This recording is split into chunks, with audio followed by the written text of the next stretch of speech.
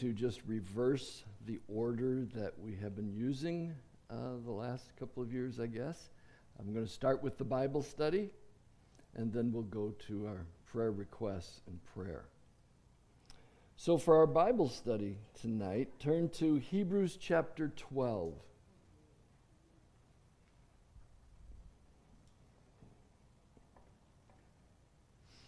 Hebrews chapter 12. And let's go to the Lord in prayer.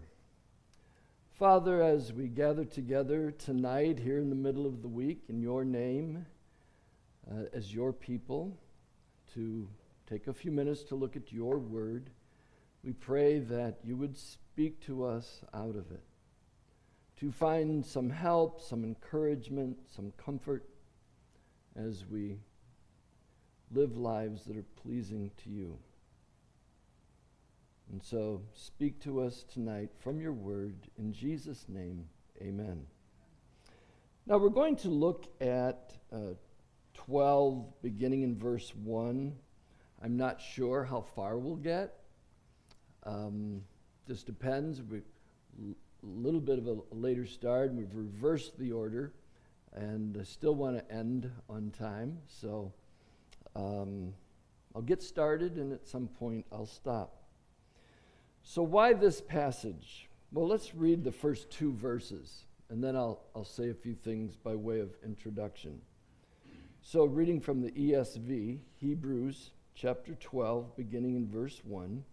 Therefore, since we are surrounded by so great a cloud of witnesses, let us also lay aside every weight and sin which clings so closely, and let us run with endurance the race that is set before us, looking to Jesus, the founder and perfecter of our faith, who for the joy that was set before him endured the cross, despising the shame, and is seated at the right hand of the throne of God. And then there is some exhortation, encouragement that follows. So why did I pick this passage? I would first of all say, well, you try to find a Bible study, something you've been thinking about, something that's been on your mind, and really it kind of started thinking about what's happening in Afghanistan, right? And we know there are pastors there who are asking for prayer. They know that they have already been, as it were, marked. They're going to be targets of persecution, and some anticipate being put to death. And some of them are saying, we're going to be faithful. We're going to continue to preach the gospel. We're going to continue to meet. And if they kill us, they kill us. And so they're asking for prayer, for their own strength and courage. They're asking for prayer for their families. They're asking for prayer for their churches, because they anticipate persecution. Coupled with, we just finished a Sunday night series, right? Stephen Nichols, A Time for Confidence. I know it's just me, but, it would almost be embarrassing to me to say to one of those pastors in Afghanistan who believe they're going to be killed, to say it's a time for confidence, while I sit in my air-conditioned home, eating meals and very comfortable, or to speak of Paul's suffering and, the things that Paul went to, and to say, well, Paul said these are all just momentary light afflictions. That's embarrassing, Didn't you think about what Paul went through? Well, we'll never go through those things. So just these kinds of things, the Sunday night series, the things that are going on in Afghanistan and in other places of the world, even suffering in Haiti. So there's a lot of suffering in the world. People are going through trials. And so that's what this passage deals with, isn't it? It's about keeping the faith in a time of suffering. And so that's kind of what led me to this passage. And another point of introduction is I'm not going to say anything earth-shattering. There's no surprises here. But we have to guard ourselves, don't we? And we say this regularly. We have to guard ourselves. We can't expect that every time we come to Sunday morning or Sunday night or Wednesday night, you have to give me something new. You have to, illuminate me somehow, right? Give me something fresh. Well, that's hard to do. And in many ways, it's impossible because this is all old stuff, isn't it? You already know these things. But we are reminded of things, aren't we? Things that we know. Things that we hold dear.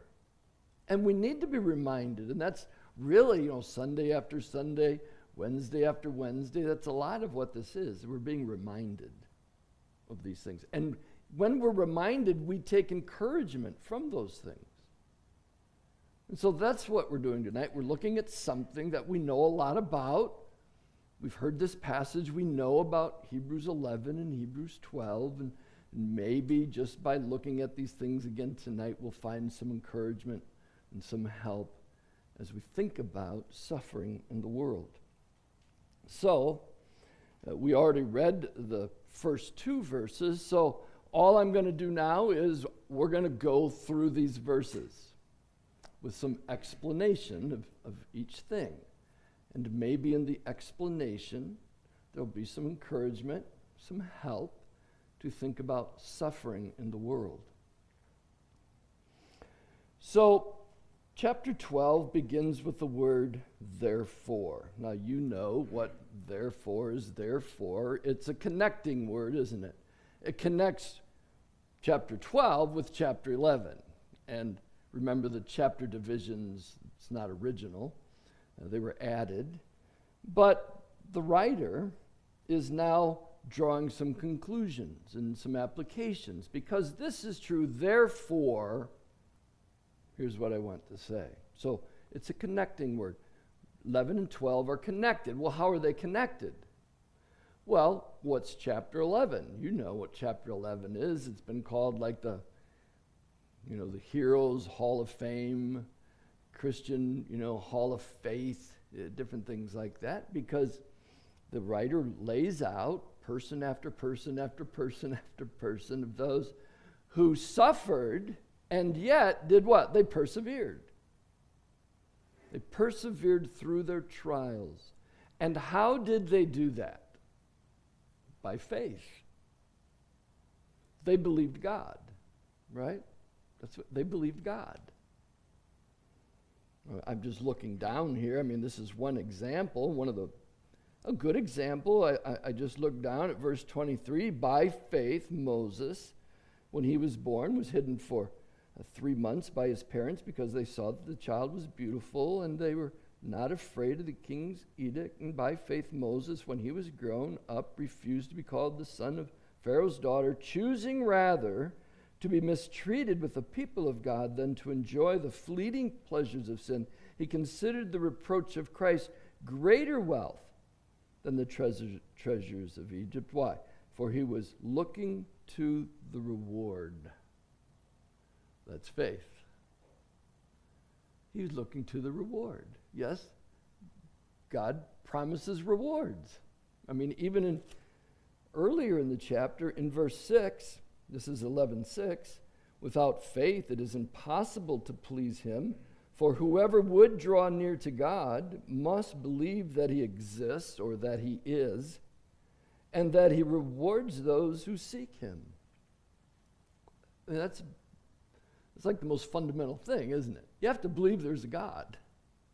And you have to believe that God has promised certain things. And that God will reward those who diligently seek him. By faith.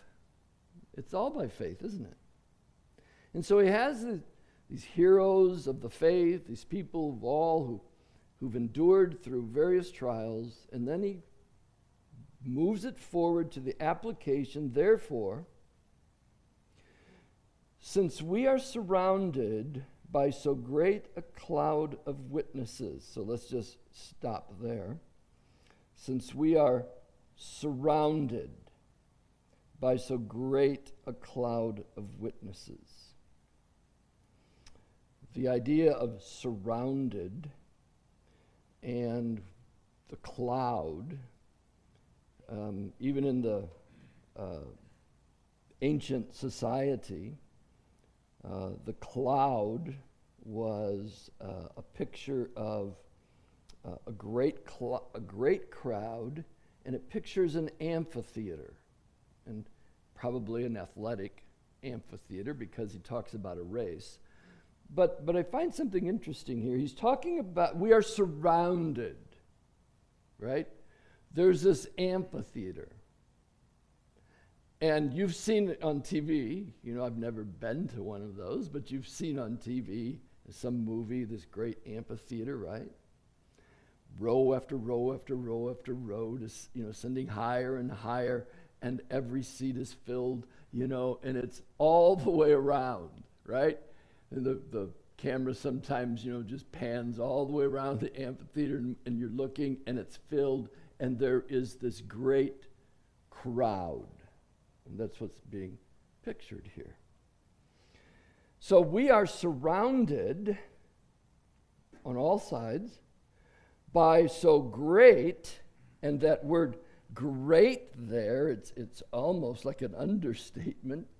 It speaks of something that is magnificent. It speaks of something that is very large. In other words, there's a lot of something. And we are surrounded by this great cloud of witnesses. And witnesses, I'm sure you know, that in the Greek, it's the word that gives us the word martyr. Here it's plural, martyrs. And the word originally has the idea of bearing witness, testifying to something. But what's interesting to me, the crowd, right? Everybody in the whole stadium, as it were, they're not, well, I could ask the question, what's their purpose? What are they doing there? They're not there to watch us compete. They're there for us to look at them. Look around the amphitheater, there they are. Look at them. You're surrounded by a great, magnificent crowd. And they are witnesses of faith in action. They're not there to watch us compete. We're there to look at them. That's why they're there. And so we have this great cloud of witnesses, of testifiers, those who bear testimony. So looking at them, seeing them, I mean, who's he talking about? Well, everybody that's mentioned in chapter 11, right? People mentioned and not even mentioned. It's not just those people that he names, but there are many, many, many, many more who he hasn't even named. The amphitheater is full of them. So let us also, hearing their testimony or seeing their testimony, then what are we to do? Well, let us also lay aside every weight and sin which clings so closely. To lay aside, it's that biblical concept of putting off. To put off something. It is to take off, lay aside every weight, and the idea of weight here is every hindrance, everything that impedes us competing in the race. I'm sure you have a mental picture.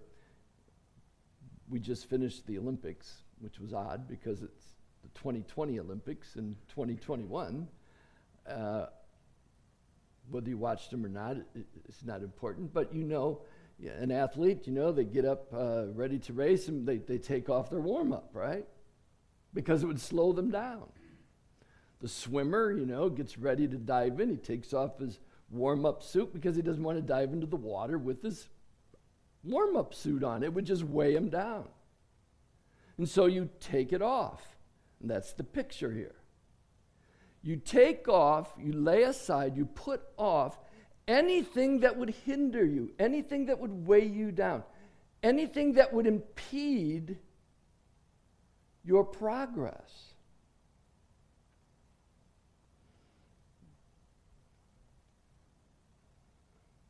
And he says, every weight. So the writer, whoever it is, you probably have an idea or maybe an opinion of who that is, but we'll just say the writer.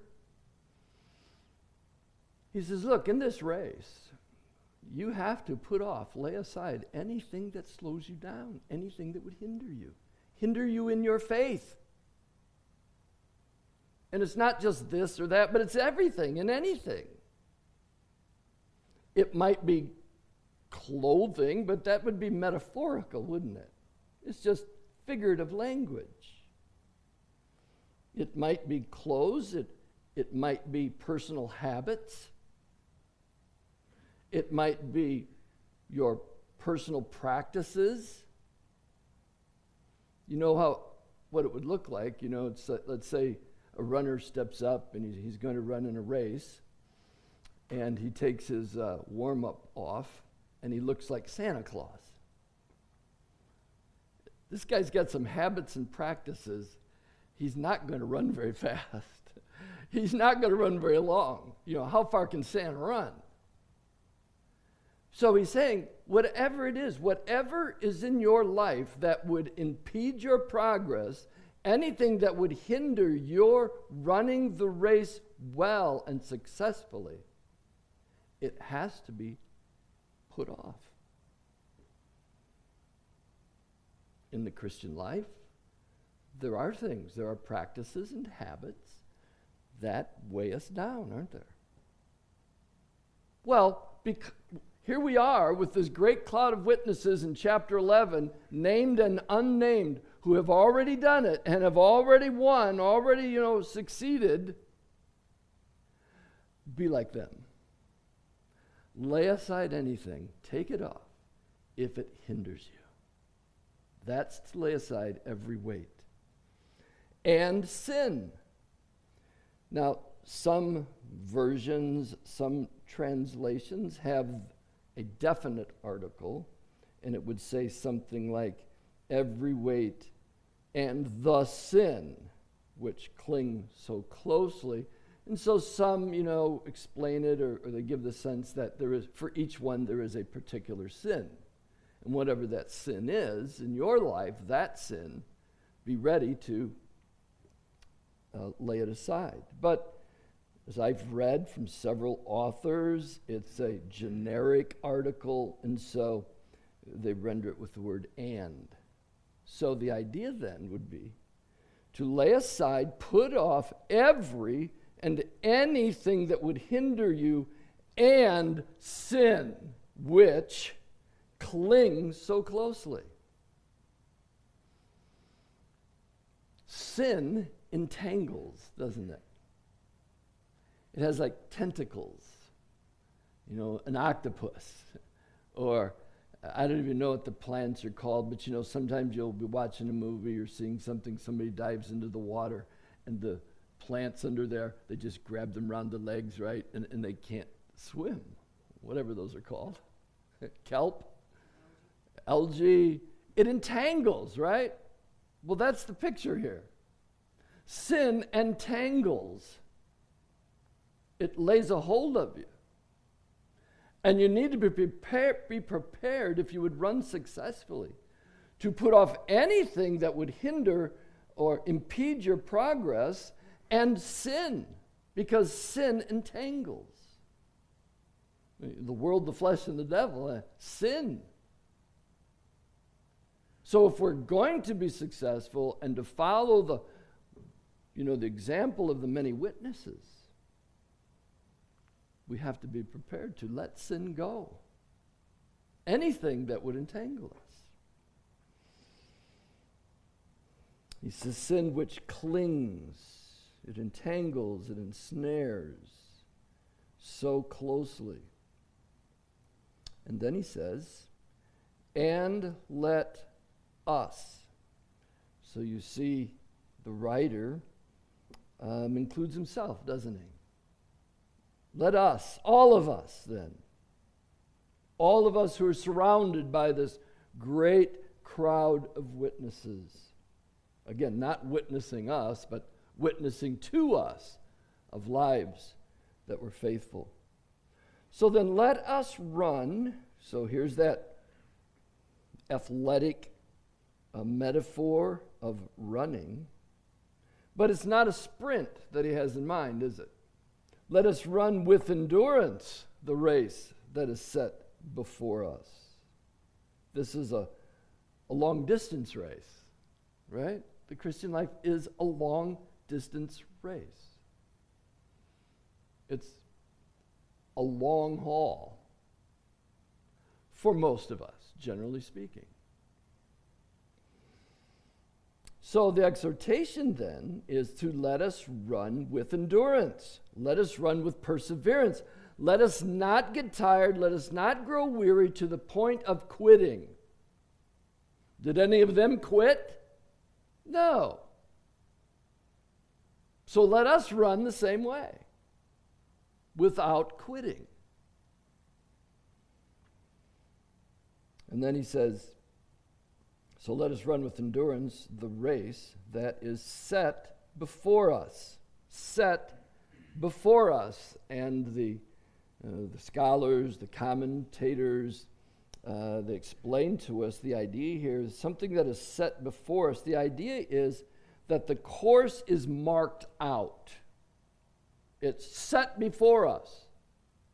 It has been marked out. You know, in any race, there are boundaries, right? You just can't run willy-nilly. You have to follow the markers. You have to stay in bounds, as it were.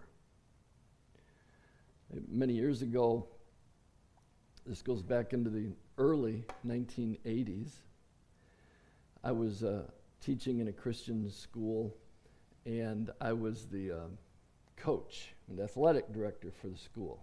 And in a Christian school, if you're the coach, you're the coach. Of what? Everything. You know, and a couple of years, we had some boys, you know, in soccer or in PE, they could run like the wind. There's no stopping them. They could just run and run and run. Well, the Illinois Association of Christian Schools, Kurt is very familiar with the IACS, which is a part of the American Association of Christian Schools. Mel is familiar with that. But in this association, in the state association, they did offer cross-country. And there were a bunch of schools that had cross-country teams. And so I said, okay, well, we'll join cross-country then. And we went to different schools and competed in cross-country with just a handful of boys. But what I didn't know by signing up to be in it is that we had to be the home team once. We had to host a race. So I had to go out into a forest preserve. I'd get permission.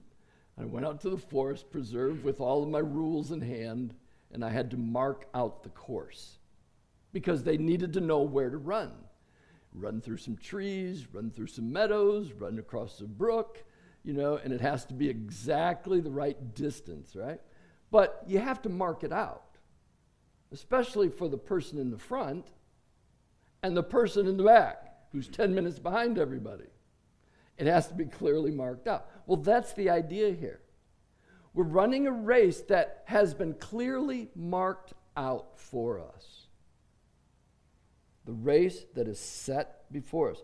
It's already set. It's been marked. Now, how has it been marked? Where do we get the boundaries? Well, our first answer, of course, would be from the Word of God. It's been marked out for us. It's clear. Here's how you run. Here's where you run. It's been marked out. But in the context, it's been marked out by Jesus. Jesus ran the race before us. So it has been clearly marked out where we run. And that's what he's saying here.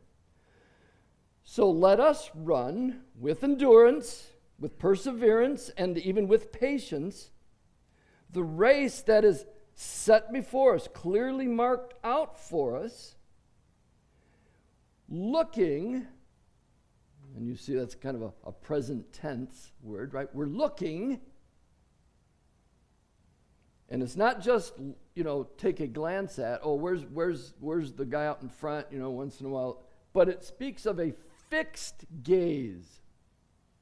Your eyes fixed. We read verse 26 in chapter 11 previously about Moses.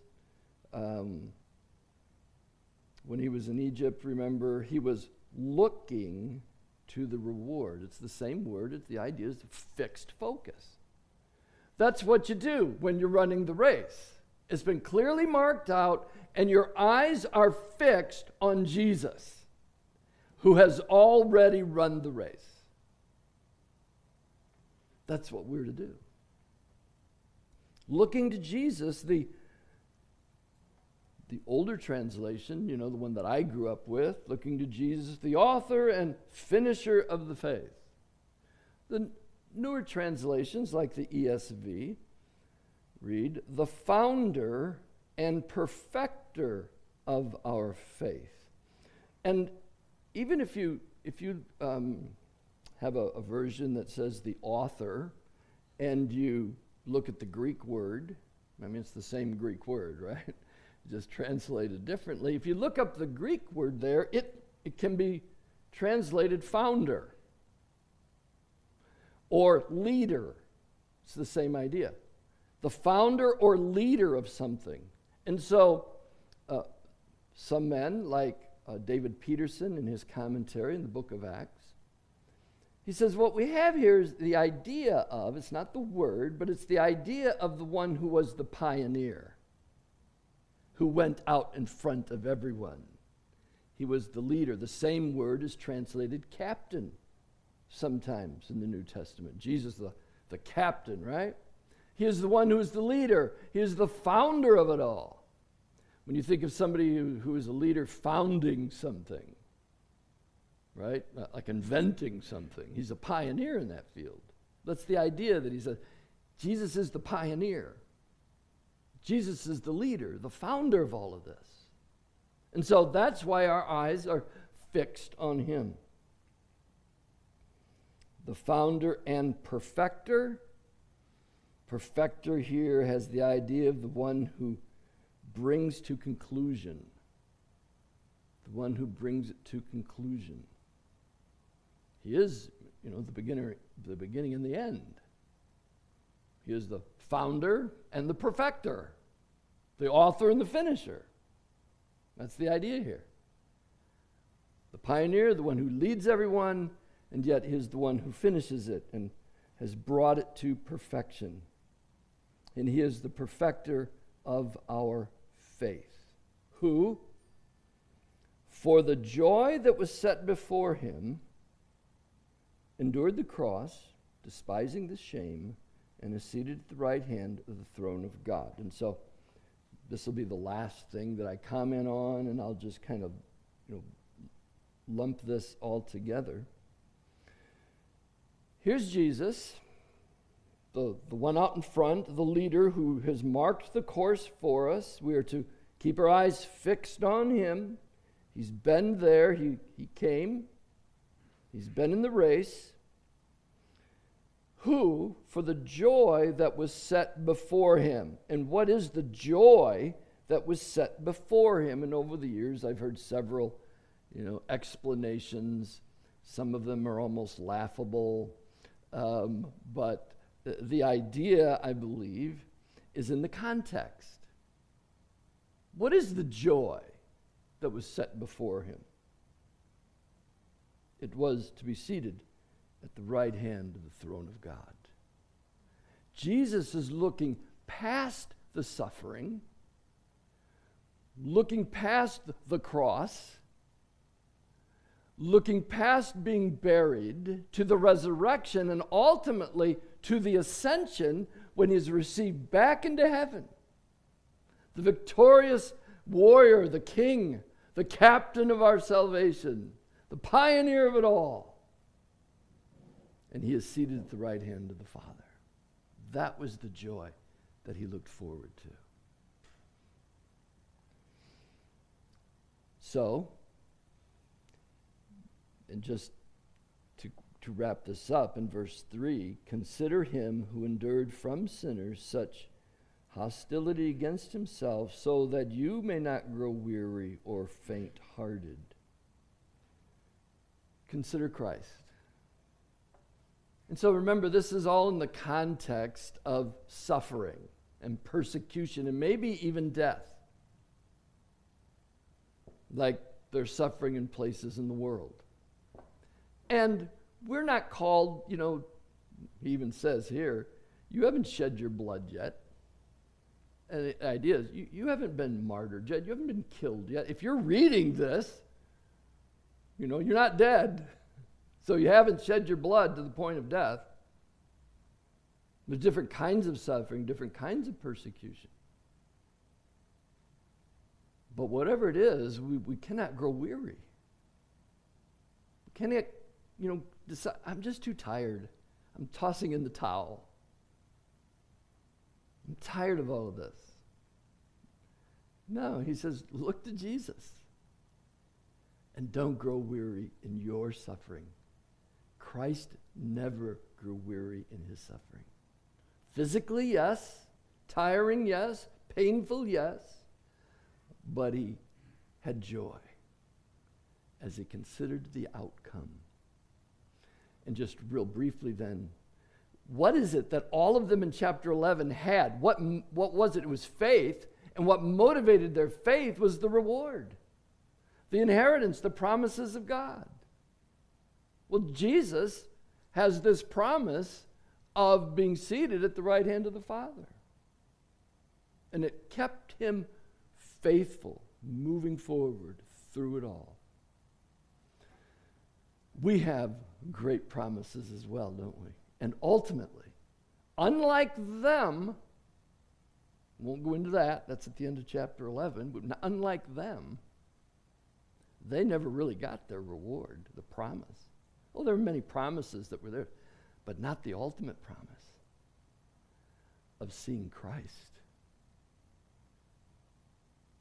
They knew it was coming. They knew there was an inheritance. They knew there was a reward. But they never received it. It was never fulfilled in their lifetime. But it is for us. We see Christ. And seeing Christ, we're motivated to stay on track and to keep running. So, that's the exhortation tonight. Just some explanation of the passage, but an exhortation. We can't quit. We can't give up. Now, we won't, right? But we are exhorted to endure. So endure. And keep looking to Jesus. All right. Now, let's